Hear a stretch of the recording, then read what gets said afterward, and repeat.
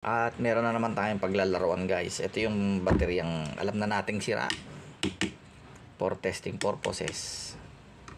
Yan guys, positive negative. Yung controller na blue dito guys. Tsaka yung output ng solar panel natin na 15 watts. So wala muna tayong fuses kasi safety lang, unsafety pero for demo purposes. So unang kinakabit dyan guys, ito guys, yung baterya agad guys ang kakabit mo sa solar panel. Positive negative. So positive negative, sundan nyo lang yan guys. Kabit natin positive gamit ang inyong Philips. Kabit nyo yung positive at negative ng baterya. So once na meron na yan guys, magsimula na yang mag power. So yan, meron na siyang power. Yung 6.7 na lang guys, kasi patay na to eh. For demo lang naman guys, for demo. So next, as a safety guys, laging baterya muna guys pag gantong controller, baterya muna. So positive negative ng baterya, ito naman yung positive negative ng panel. So positive negative, yan, positive negative. So kabit natin yan guys. Tignan natin guys ano mangyari. Take note nyo guys, yung baterya natin ay 6.7 na lang guys So kumagat pa siya guys, buhay pa. Na-detect niya pa guys as 12 volts. So ayan na guys, panel positive negative, baterya positive negative. So ayan na guys, ang indicator na siya ay lobat. Ganyan, kita nyo ba? Yan. Lobat na lobat daw yan guys, empty. At indicator na may panel, at indicator na nagcha-charging yung arrow. So yung power daw ng panel papasok daw sa lobat na baterya. Okay, so yan na yan guys. So ayon sa kanyang book, ang B1 ay sealed, ang B2 ay gel, at B3 ay flood. So anong kategory nito guys? Sealed ba to? Gel?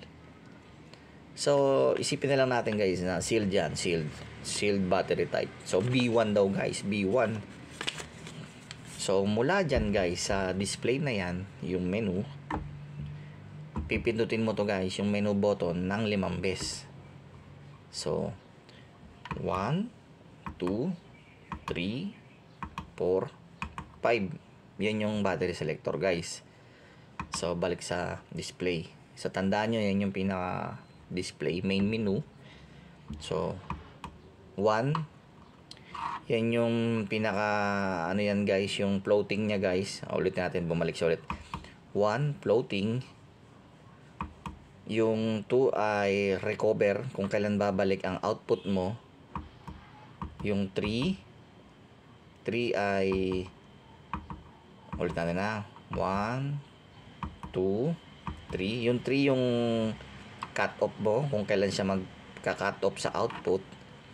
1, 2, 3, 4. Yung 4 ay kung ilang oras siya sa output din. 24 hours mag-on yan anytime mo you like. Gamit ito, on off, on off. Pag naka 24, 1, 2, 3, 4, 5. Yung 5 yung battery type sa 5. So babalik ulit sa display yan. So paglaruan natin yung battery type, so pindot tayo ng 5. 1, 2, 3, 4, 5. So B1 nakaset na raw siya sa sealed. So kung gusto mong paglaruan ay hintay mo ulit yan, 1, 2, 3, 4, 5. Tapos babad mo, pindot ulit babad.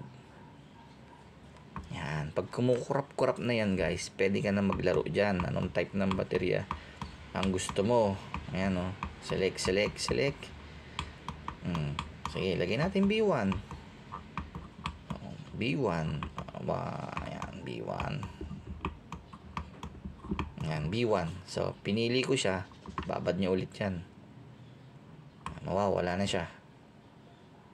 So babalik sa ulit yan, sa display niya, yung main menu. So, okay na yan. Naka B1 na tayo. Yung floating naman guys, yung equalization naman, ang i-set natin. Ang B1 daw ay 14.4 para sa gantong setup guys. Bali, equalization guys, yun yung cut-off voltage niya guys, kung kailan siya magka-cut off, kasi kailangan mong protektahan yung baterya. So, para sa gel type, sealed type, 14.4 sabi niya. So, nasaan yun? Yun yung sa number 1. Yan, number 1 siya. Balikan nyo guys yung video guys ha, para malaman nyo kung 1, 2, 3, 4. Ulitin natin ha. 1 yung cut-off voltage. 2 yung reconnect, kung kailan siya babalik yung dito sa output. 1, 2, 3. 3 yung cut-off, kung kailan siya magka-cut off para maprotektahan yung baterya. 1, 2, 3, 4. 4 kung ilan yung oras yung output mo, 24 or pag siniro mo yan, automatic, pag wala ng solar, mag-on na yung output mo pag naka-zero. So, 1, 2, 3. Ulit. Wala. Hintayin mo lang laging lumabas yung panel. Yung main menu. 1, 2, 3, 4, 5. Yung 5 yung battery type. So, ang equalization niya, yung cut-off voltage ay nasa 1. So, pindot ka lang ng 1. Babad. Yan. Pili ka ngayon kung anong trip mo. So, sa B1 ay 14.4. Lagyan mo lang 14.4. Yan, 14.4 at press mo siya ulit, babad. Yan. So, meron na yung 14.4 na ibalik mo. Kusa na siya magre-reset dun sa... Yan. So, yan na guys. Naka-setup na yan para sa sealed battery. Sa gantong type guys ng controller ha. Mamaya papakita ko yung puti. Yung puting ganto. Kung ano yung kaibahan nila. So, yung B1 mo ay sealed. So, okay na yan. Charging siya. Balikan natin mamaya guys kung ano mangyari guys. Pero sa tingin ko di aabot ng 14.4 to eh. Kasi patay na tong pandemo natin eh. So, hintayin na lang natin guys kung ano mangyari.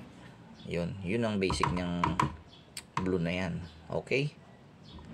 So, try natin yun sa ano naman, sa puting controller. Actually guys, balikan nga natin to guys, no? Yung ano niya, yung sa B1, yung sa 1 niya, number 1 menu.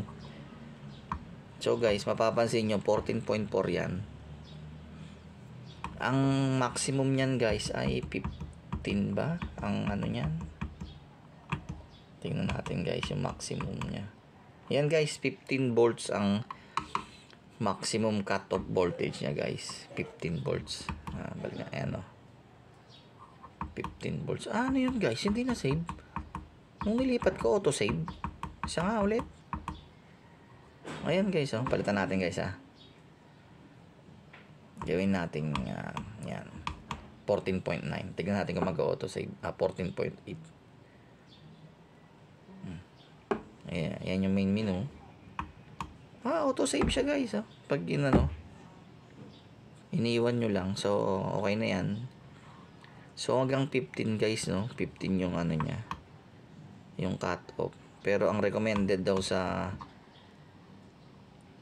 sealed battery ay 14.4. So, balik natin yan guys sa 14.4. 1, babad. Tapos, minus. So, yun nga guys, hindi natin siya save. Maya natin siya mag-automatic. So, yan guys. Balikan natin. So, yan. 14.4. So, yan guys. Ganyan nagtatrabaho yung blue solar controller. PWM yan guys, no? SCC. Solar charger controller. Okay. So, yan guys. Yan lang yan guys. Yung blue na yan.